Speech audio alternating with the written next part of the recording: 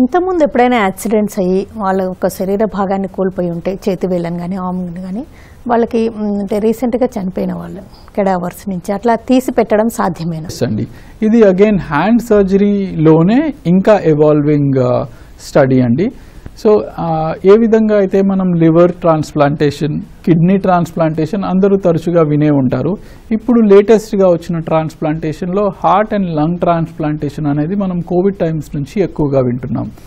And after Covid ఇప్పుడు మనం ఎక్కువగా అధ్యయనం చేసి స్టడీ చేసేది హ్యాండ్ ట్రాన్స్ప్లాంటేషన్. కొందరికి కనుక చూసుకున్నట్లయితే యాక్సిడెంట్లో 2 చేతులు కోల్పోయిన వాళ్ళని చూస్తూ ఉంటాం.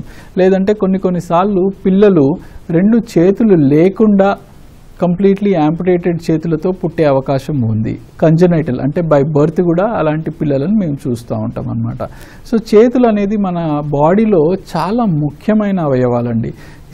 2 చేతులు లేకుండా ఒక పర్సన్ అనేది తన సెల్ఫ్ కేర్ యాక్టివిటీస్ అంటే భోజనమైనా, రాయడమైనా, బట్టలు వేసుకోవడం అయినా ఎనీ యాక్టివిటీ చేతులు లేకుండా చేయడం అనేది అసాధ్యం.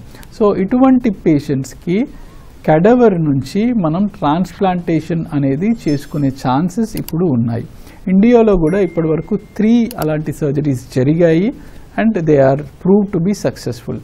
ఎవరైనా చనిపోయే వాళ్ళు ఉంటే వాళ్ళ ఫ్యామిలీ నుంచి ముందే పర్మిషన్ తీసుకొని వాళ్ళు డోనర్ ఆర్గన్ డొనేషన్కి అగ్రీ చేస్తే ఆ ఆర్గన్ డొనేషన్తో పాటు హ్యాండ్ కూడా మనం డొనేషన్లో తీసుకొని ఆ కెడవర్ నుంచి హ్యాండ్ అనేది మనం ఒక లైవ్ 2 చేతులు లేనటువంటి పేషెంట్స్కి పెట్టడం వల్ల ఆ పేషెంట్కి మరలా హ్యాండ్ ఫంక్షన్ వచ్చే విధంగా చేసుకునే అవకాశం ఉంది.